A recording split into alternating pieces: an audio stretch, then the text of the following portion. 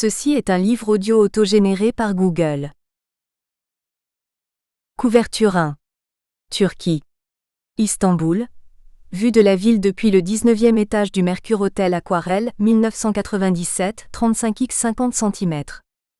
Couverture 2. Chine. Hong Kong.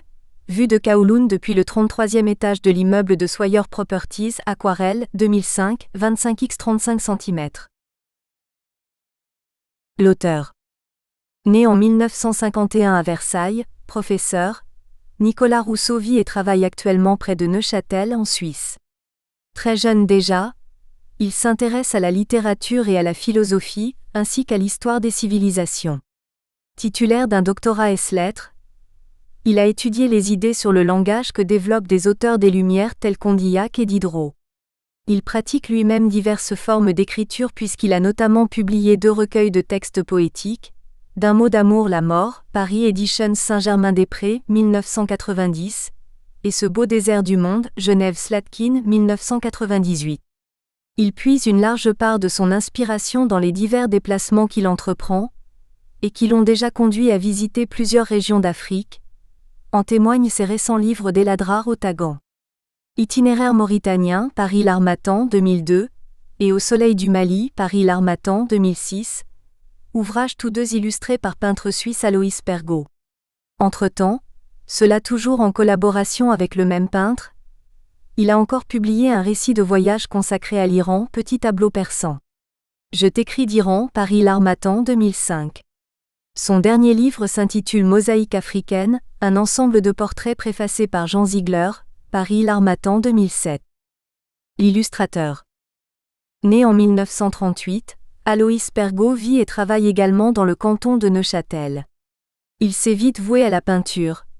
Auteur d'une thèse de doctorat sur Charles Lapicque, il est connu pour ses talents d'aquarelliste et compte de nombreuses expositions à son actif. Lui aussi nourrit son art en voyageant. Parmi ses récentes publications, Aquarelles nord-africaines, Autrive Editions J. Latinger 2000 et Aloïs Pergaud. L'espace de la couleur, Lausanne Editions VR Cité 2003.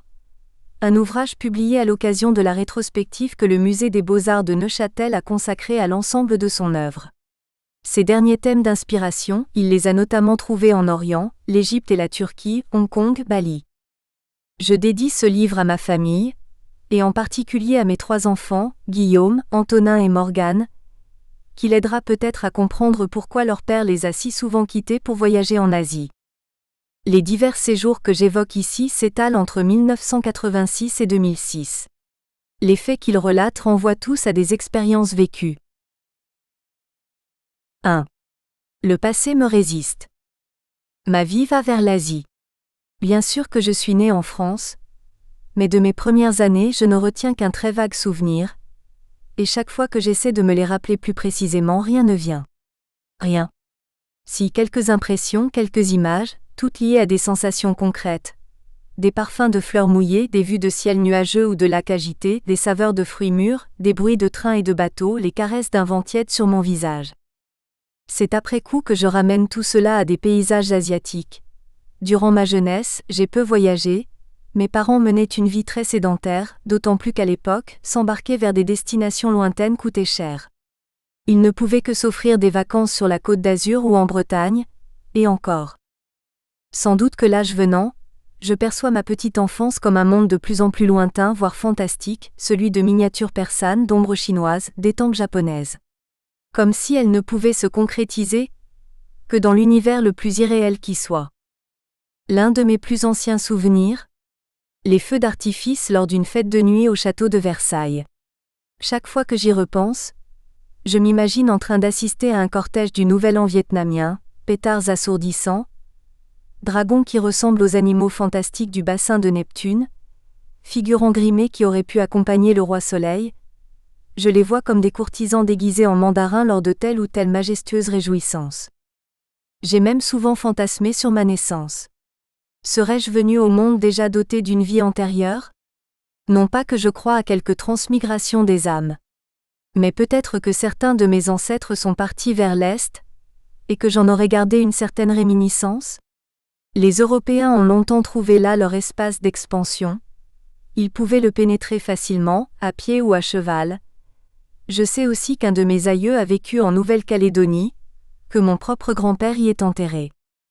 Et puis, toute notre culture ne nous ramène-t-elle pas au Moyen-Orient ? Depuis des générations, ma famille vivait dans le respect de la religion. Tout petit déjà, j'ai appris que Jésus-Christ veillait sur mon destin, qu'il s'était sacrifié pour nous à Jérusalem, et j'avais alors un peu tendance à peindre ses prophéties aux couleurs de son pays.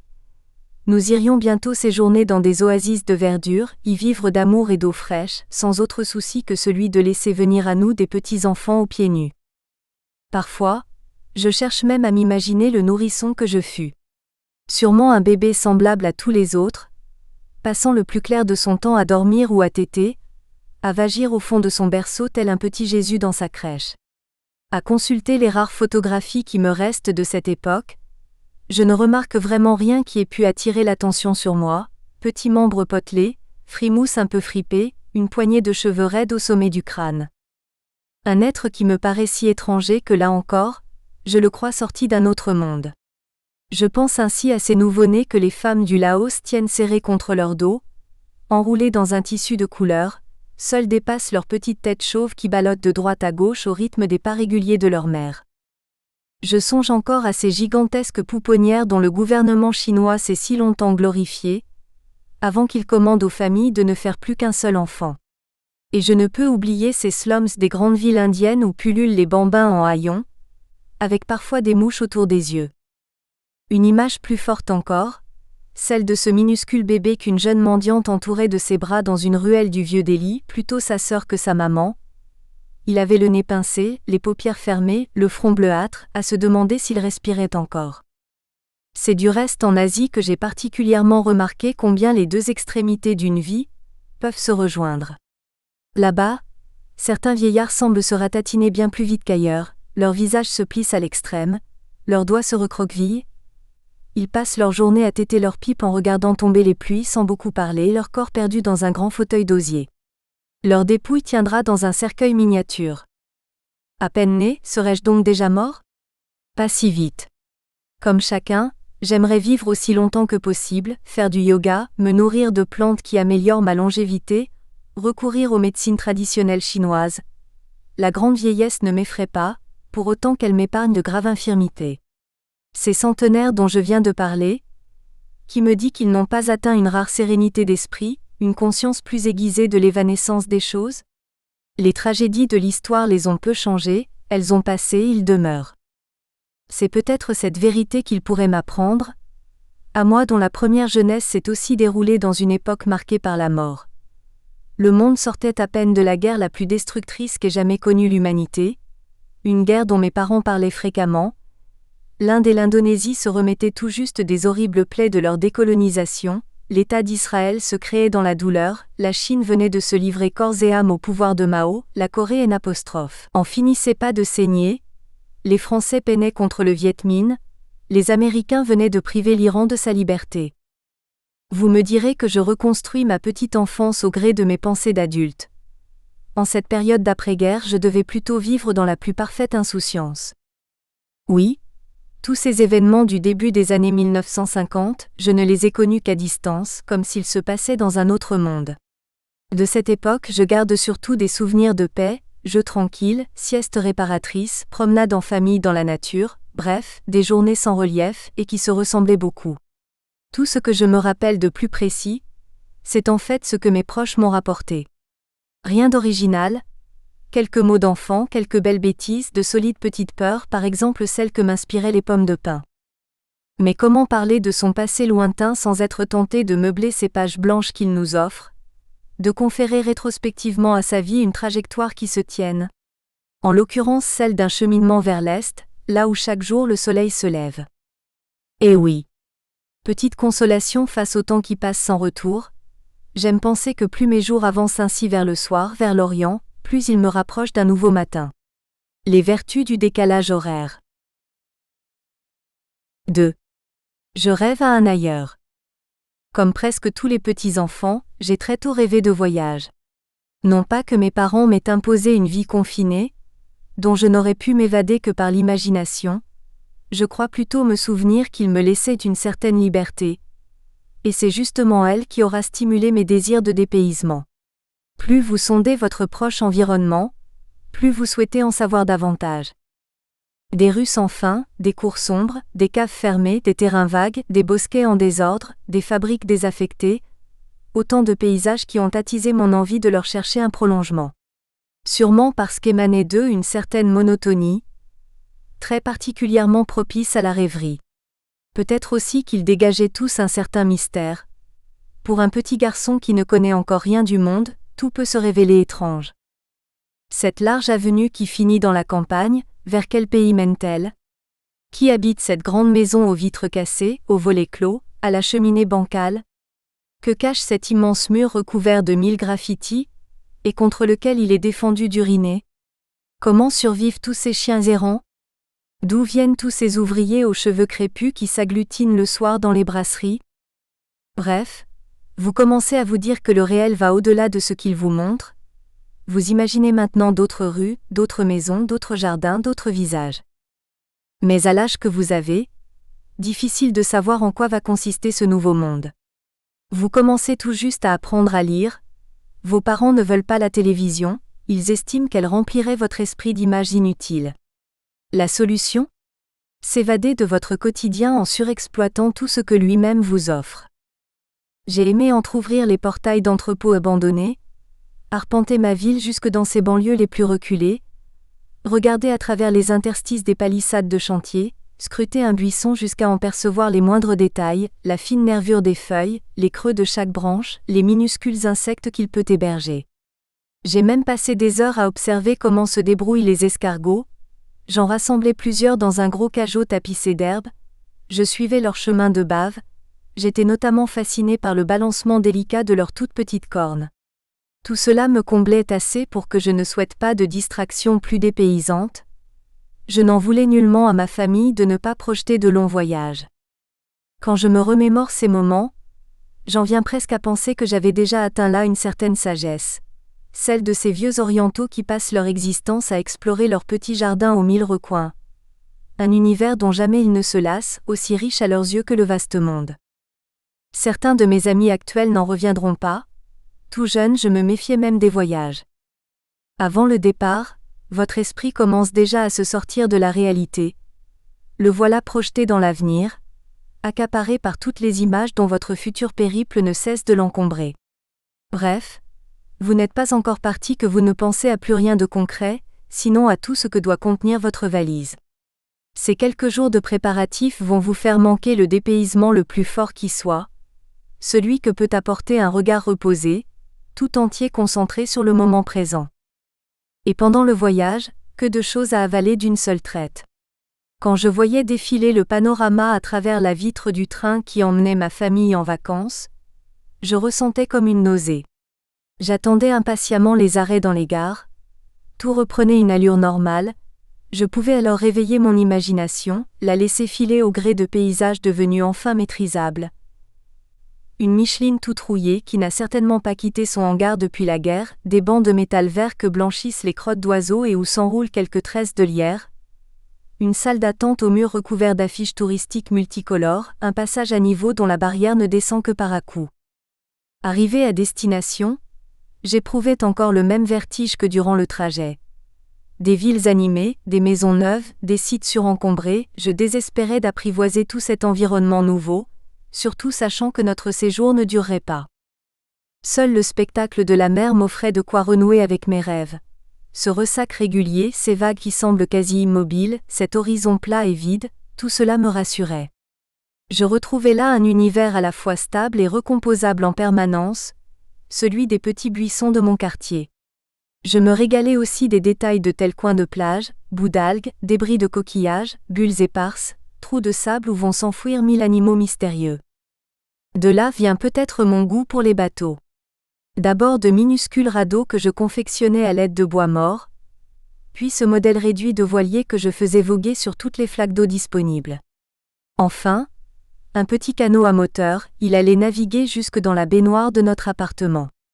Plus tard, quand je me suis essayé à la peinture, le tableau qui m'a occupé le plus longtemps représentait une barque échouée sur un rivage désert, là peut-être où certains de mes ancêtres avaient débarqué un jour. Bien sûr, je n'avais aucune idée des mers qui me faisaient ainsi bourlinguer, ni des continents qu'elles pouvaient relier. Je pressentais seulement que d'autres mondes existaient, plus vastes encore que ceux dont je m'étais inspiré jusque-là, plus passionnants peut-être. À ce moment de mon existence, tout rêve restait donc possible. Les plages de l'Atlantique auraient pu me faire fantasmer sur l'Amérique. Le débarquement de Normandie, les grosses décapotables, le chewing-gum, les héros de Walt Disney, les guerres entre les cow-boys et les Indiens, tous les enfants de mon âge évoluaient d'ailleurs dans un univers dominé par les États-Unis. Quant au littoral de la Méditerranée, pourquoi ne m'a-t-il pas conduit très tôt à rêver d'Afrique ? J'avais déjà compris que s'étendaient là-bas des savanes remplies de gigantesques arbres et d'animaux extraordinaires, des villages où vivaient des tribus aux coutumes mystérieuses, sans compter que sur le chemin de l'école, je côtoyais régulièrement des ouvriers algériens, leur musique descendait des HLM jusqu'à la rue, et le long du trottoir œuvraient des noirs, le balai à la main. Pourquoi me suis-je plutôt intéressée à l'Asie ? Peut-être parce que j'ai pu me la représenter plus facilement, sans que mon imagination doive encore franchir trop de mers, elle qui aimait se nourrir de paysages familiers. Turquie. Istanbul, l'église Saint-Sauveur Incora, dessin au stylo feutre 2002, 23x 17 cm. 3. C'est le temps de l'école. Sur la carte de géographie qui pend au fond de la classe, un espace terrestre domine largement les autres, massif, d'un seul tenant, l'Asie. La toute petite Europe n'en paraît que le prolongement, j'apprendrai bientôt le terme même d'Eurasie. Les autres continents se partagent le reste du globe.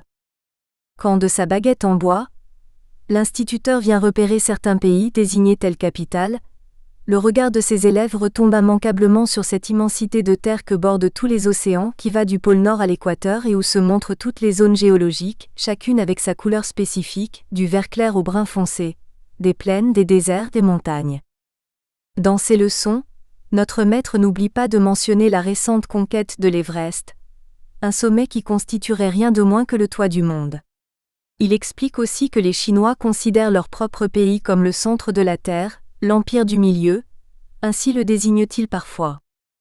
Et pour accéder à cette Asie, aucune frontière naturelle à franchir.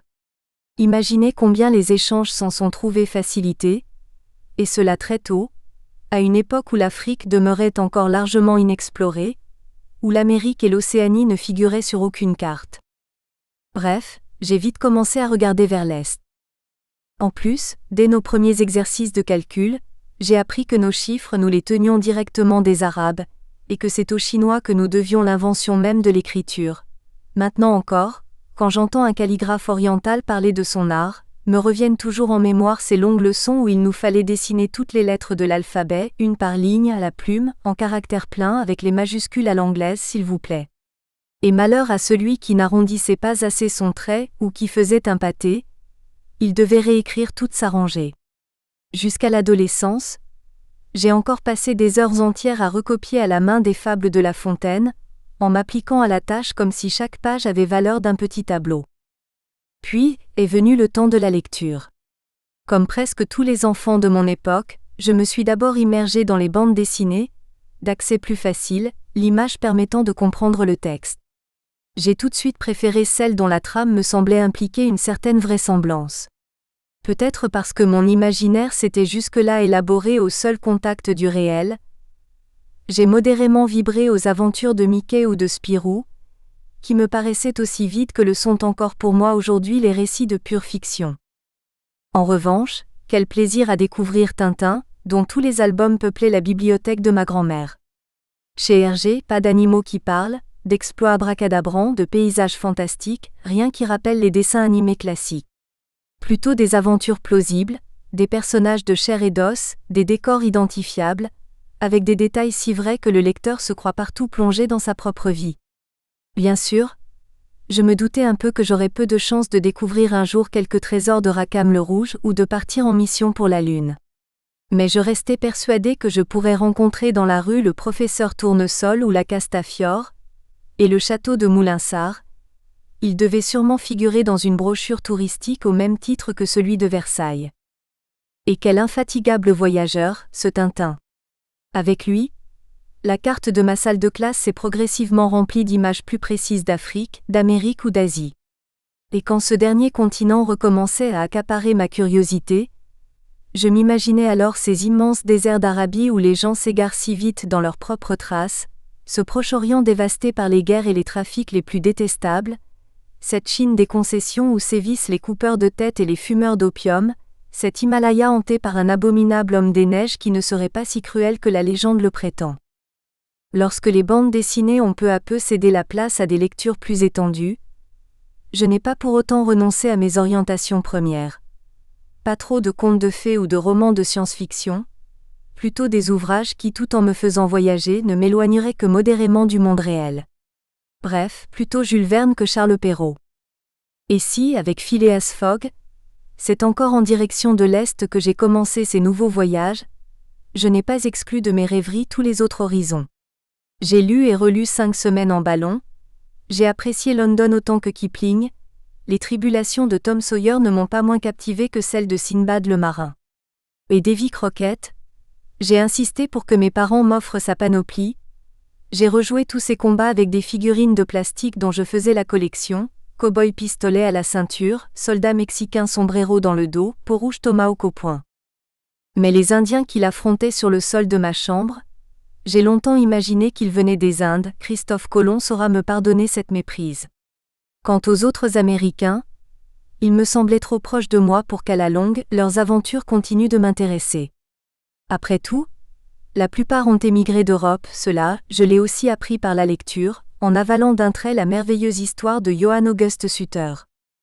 De leur côté, les Africains m'ont d'abord paru tellement différents de nous que j'ai eu quelque peine à pénétrer dans leur monde, à me rapprocher de leur culture. Je parle ici des Noirs que je considérais alors avec curiosité sur lesquels je me retournais dans la rue. C'est plus tard que je me suis intéressé à l'Afrique noire, peut-être parce que j'avais justement atteint l'âge où les grandes différences interpellent plus qu'elles n'effraient. Ces œuvres d'art n'ont vraiment commencé à me fasciner que quand j'ai appris à interroger les nôtres. Jusqu'alors, je ne voyais les gens de couleur qu'à travers le regard des aérostiers de Jules Verne qui les dépeignaient comme une race venue d'ailleurs, aux coutumes singulières, voire inquiétantes.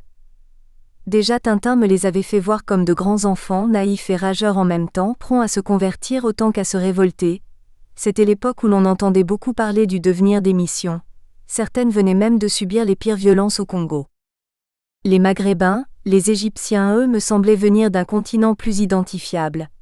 Ils se tournent chaque jour vers la Mecque, montent des chameaux venus d'Arabie, ont érigé le thé chinois en boisson nationale. Géographiquement, un rien les sépare de l'Orient, une minuscule langue de terre si facile à franchir, même maintenant qu'un canal la traverse. 4.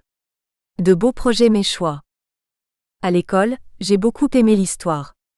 À l'instar de mes premières lectures, elle donnait une épaisseur nouvelle à ma carte du monde. Comme elles aussi, le passé m'a permis de fantasmer à partir de faits concrets, au point que souvent je ne percevais plus la moindre différence entre la fiction et la réalité. Les prouesses d'Ulysse m'ont longtemps paru aussi vraies que celles de César. Et cette tendance à romancer, elle s'est encore nourrie du programme scolaire de l'époque, qui n'évoquait nos ancêtres les Gaulois que pour mieux nous ramener à toutes les racines gréco-romaines de notre culture, et même au-delà.